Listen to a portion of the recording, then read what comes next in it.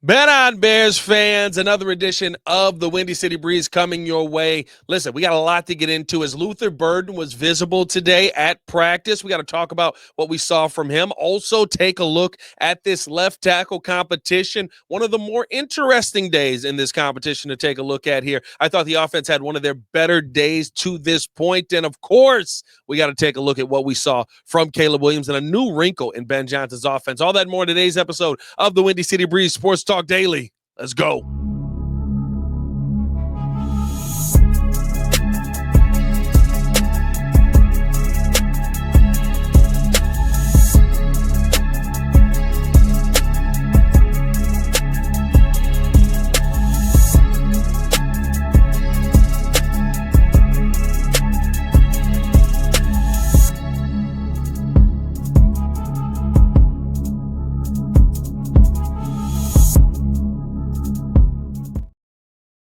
Now, if you are new to the channel or just rock with the channel, hit that like button, subscribe to the page, man. Leave the 5-star review. Y'all know what to do. This is the only channel talking Chicago sports, how Chicago talks. So make sure that you stay in tune with us here, man. We're covering everything Bears, everything Chicago related, but usually we're talking a lot of Bears here on this channel. All right, let's get it started off here. Luther Burton back at practice. Luther Burton's been out for a while now with a hamstring injury, something that has held him up. We got to see him in half-speed drills today, so nothing insane. He wasn't going through the one-on-ones. He wasn't going through individuals and things like that. He was just kind of out there understanding where he needs to be in the system. You can tell he's been in the playbook. As Caleb Williams is calling out the plays, he runs right to the spot, right? So good to see that. There was no yelling from Ben Johnson in that period, but just very excited to see him back on the field because we know how hamstring injuries can linger, especially at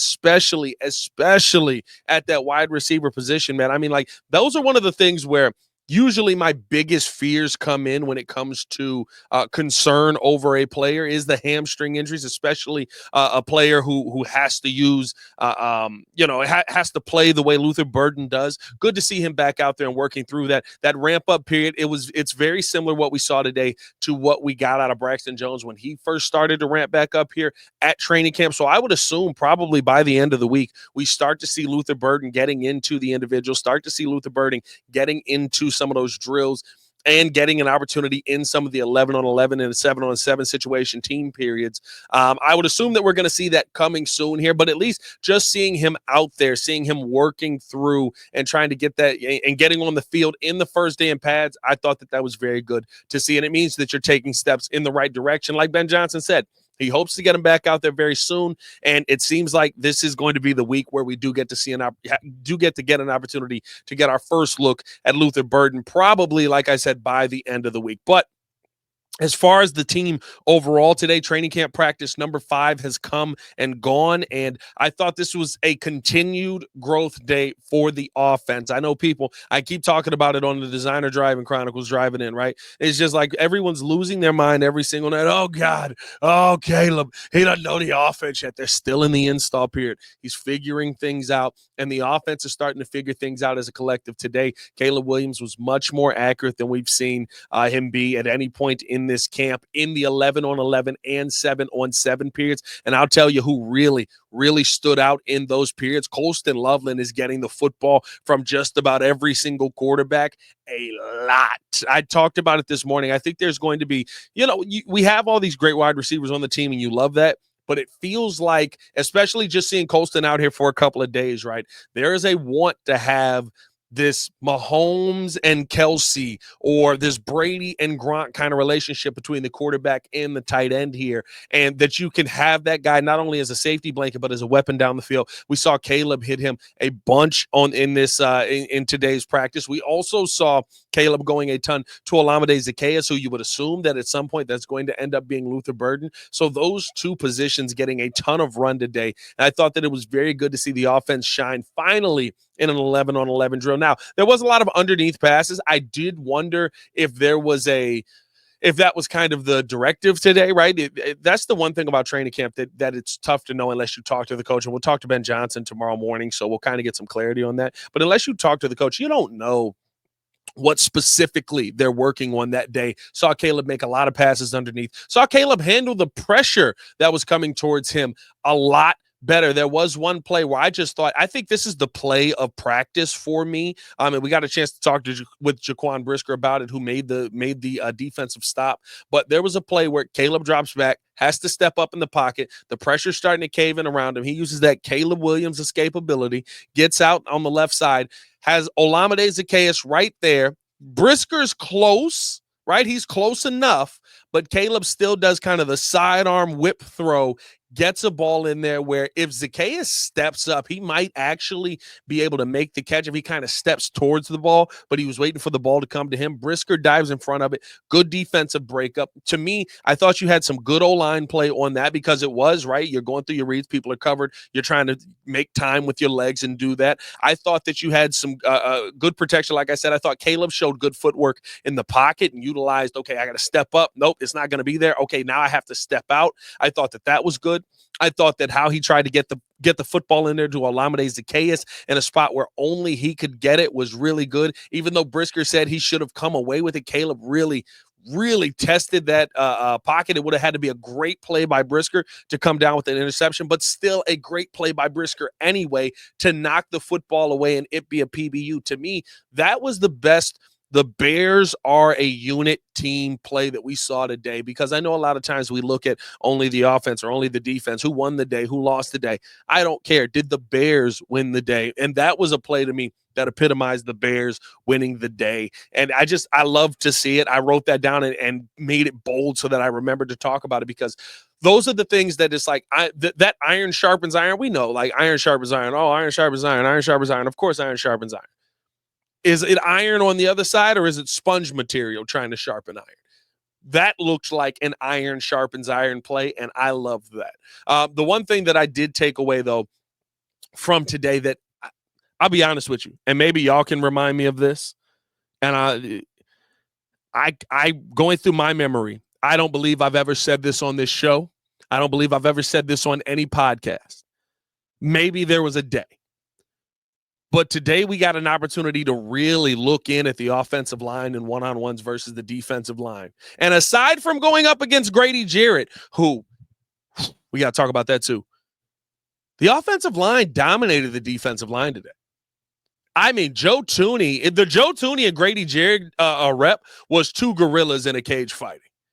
Like, it was two guys going at it who, both of them have been at the top of their game and are top tier pieces. Like, it was a gem to see. But outside of that, I mean, the offensive line really handled the defensive line today in the one-on-ones. I thought that they did a good job in the 11-on-11 period as well. But I don't think I've ever talked about, right? I saw a rep with Drew Dahlman, and he looked phenomenal out there. Ozzie Trapillo, to me, when you look at one-on-ones, he looked like he had a leg up when going up against some of those guys. He ended up going up against Dio Dangbo a couple of times, went up against Austin Booker once. That first step was quick. He was into Austin Booker's body. If you had worries about this young man looking like a left tackle out there, put those worries aside. He looks like a left tackle. He is playing the position at a high level right now, and it's why he's in the mix. And that left tackle competition is one, of course, that we've all got our eyes on.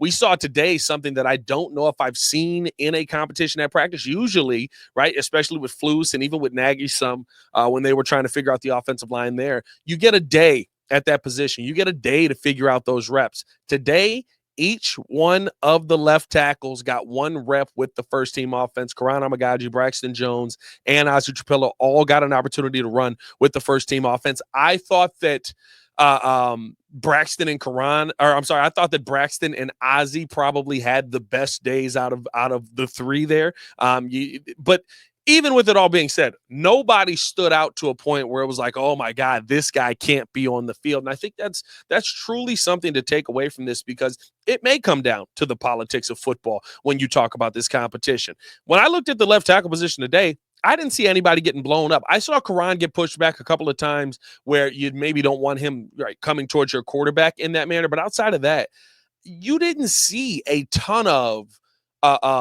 struggles from that left tackle position. I don't know if that's because Joe Tooney is in there at the left guard and he really helps with that.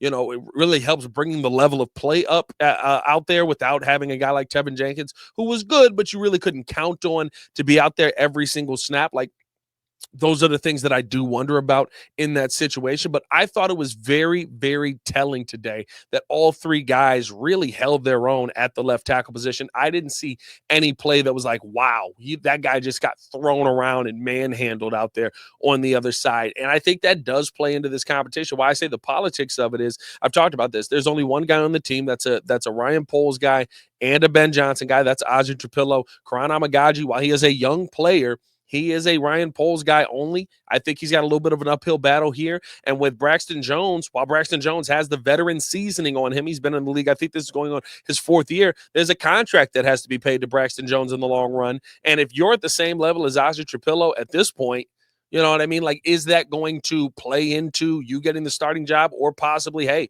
we're going to move on from you because we feel like we need to improve at this position and also not have to pay as much money as we're going to have to pay you being a left tackle no matter what. So all of that to me plays in and factors in this competition. I know we're saying just the football on the field, but if Ozzie Trapillo continues to look like he did today, where I thought that he looked really good as a left tackle, and I'm not saying anybody else looked worse or better. It just felt like Ozzie looked really comfortable, really confident there.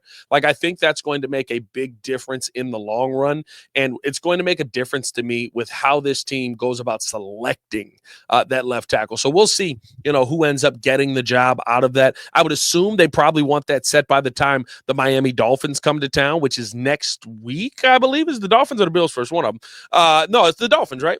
Excuse me. Which is that joint practice is upcoming. Like, you want to have your guys set in place, but maybe that's the time where it is best to see, okay, who's the best left tackle out there, because you're going to get an opportunity to go up against guys who aren't just your guys in the building. But I thought that the offensive line really shined today. Wanted to give them their flowers. There were some struggles. I'm not going to say everything was perfect. Drew Dahlman and Caleb Williams had a couple of fumbled snaps that they were blew dead instantly. And I thought that was something. By the way, I don't know if you guys, I need y'all to go back when they dropped the video on the Bears thing and just look at Drew Dahlman's hands. His hands are massive.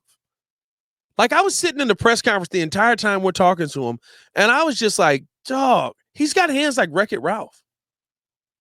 Like, it was insane to sit there and watch him just like, yeah, I didn't think about that. And it's just like this mitt of like, oh my God, if that gets a hold of you, it's over. Anyway, I digress. I sidetracked doing that. But no, man, listen, I thought the offensive line looked really good today. Outside of a couple of snafus there, of course, Ben Johnson is focusing in on those small moments, because those small moments could be huge in a real game, in a regular season game, right? A fumbled snap is not something you can just turn a blind eye at, and I think that is going to be a problem. I don't know if that was on Caleb or if that was on Drew. We know Drew had some problems in the shotgun with snaps, but all of those seemed like they kind of came under center. So don't know what would cause that issue, and it's something that we know will be addressed and that they'll try to clean up. A new wrinkle that we got added into this Bears offense, we saw DJ Moore today take snaps at the running back position. I thought that was very interesting to see from DJ Moore, because, I mean, legit running back, like right behind the quarterback, turn around, taking a handoff, run up the gut. We literally, I think me and Rick Gregg were talking about it right before. We were like, well, he's not going to take anything between the tackles. First run he takes between the tackles.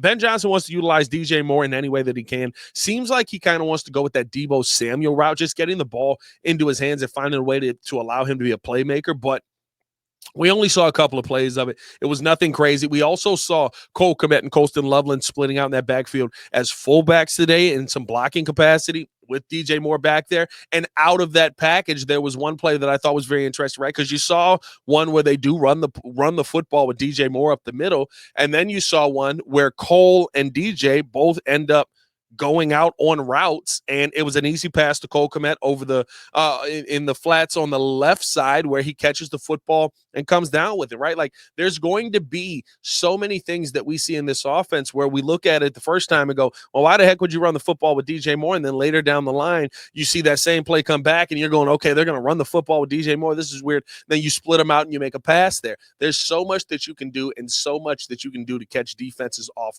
guard with the amount of weapons that you have. And you're starting to see Ben Johnson truly utilize all those weapons in that way. I was excited about how today's practice went. I thought it was a step in the right direction all the way around for both sides of the football. First day in pads, and the pads were popping. Maybe, I'm not going to lie to you, it maybe I thought we might get a little bit more in the pads, but it seemed like they were truly trying to work through some different things and install. We'll see what ends up happening next time we get this team in pads. Don't know just yet when that will be, but it was a fun day to see the team in pads today. I loved it. I thought that it was a great step in the right direction for this Bears offense, and hopefully we continue to see that move in the right direction, man. As always, it's your boy Pat, the designer, back at it again. Appreciate you guys for tuning in and showing love. Y'all stay safe out there, Chicago. Bear down. One love. Peace.